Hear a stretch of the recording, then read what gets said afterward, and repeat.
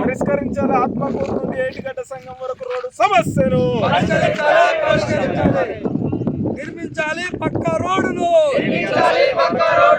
ఆత్మకూరు నుంచి ఏటిగడ్డ సంఘం వరకు పక్కా రోడ్డును తీర్చాలి. ప్రజల సమస్యలను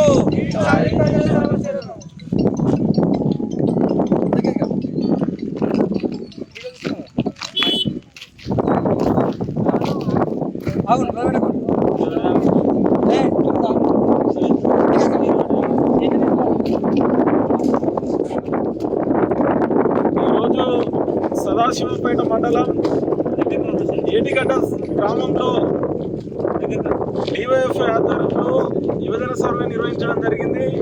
ఆ సర్వేలో వచ్చినటువంటి ప్రధాన సమస్య ఈ గ్రామంలో ఉన్నది రోడ్డు సమస్య తీవ్రంగా ఉన్నది. ఇక్కడ ఆత్మకూరు నుండి ఏటిగడ్డ సంఘం వరకు ఉన్నటువంటి గ్రామం మధ్యలో ఉన్నటువంటి రోడ్డు అడుక్కోక గుంతలు పడి ఇక్కడ రాకపోకలకు ఇబ్బంది పడుతున్నటువంటి పరిస్థితి ఉన్నది.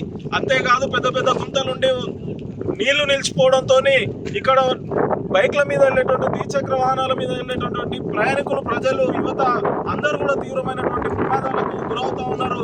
అంతేకాదు ఇక్కడి నుంచి సదాశివపేట మండలానికి సంగారెడ్డికి వెళ్ళడానికి ప్రధానంగా ఉన్నటువంటి ఏకైక దారి నుంచి వెళ్ళడం కోసం ఇదే గుంతల నుండి ప్రయాణించాల్సినటువంటి పరిస్థితి ఉన్నది. కానీ ఇక్కడికి గతంలో బస్సు సౌకర్యం ఉండేది. కానీ ఇప్పుడు ఈ గుంతల పోయినటువంటి రోడ్డు ద్వారా బస్సు కూడా ఆర్టీసీ వాళ్ళు బంద్ చేసినటువంటి పరిస్థితి ఈ గ్రామానికి ఉన్నది.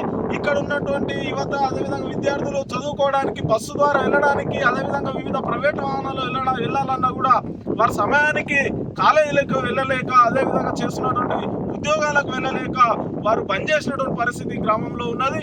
చదువుకోవాలన్నా, ఏదైనా ఉద్యోగం చేయాలన్నా, ఆసుపత్రులకు వెళ్ళాలన్నా, అదేవిధంగా మండల ఆఫీసులకు వెళ్ళాలన్నా, ఏదైనా పని నిమిత్తం మండల కేంద్రాలకు వెళ్ళాలన్నా కూడా ఇదే దారి నుంచి వెళ్ళాల్సిన పరిస్థితి ఏటిగడ్డ గ్రామ ప్రజలకు ఉన్నది. ఇక్కడ ఉన్నటువంటి విద్యార్థులు, యువకులకు ఉన్నది.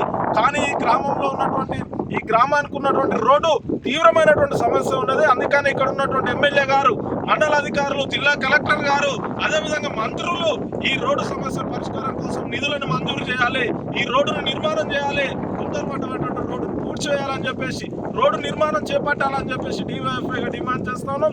లేని ఏడల గ్రామ ప్రజలతో, యువకులతోని రానున్న కాలంలో పెద్ద ఎత్తున పోరాటాలు నిర్వహిస్తామని, ఈ రోడ్డు సమస్య పరిష్కారం అయ్యేంత వరకు కూడా పోరాటాలు నిర్వహిస్తామని చెప్పేసి డివైఎఫ్ఐగా డిమాండ్ చేస్తారు.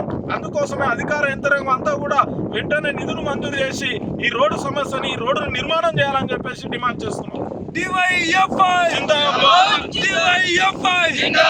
నిర్మించాలి రోడ్డును, నిర్మించాలి పక్కా రోడ్డును.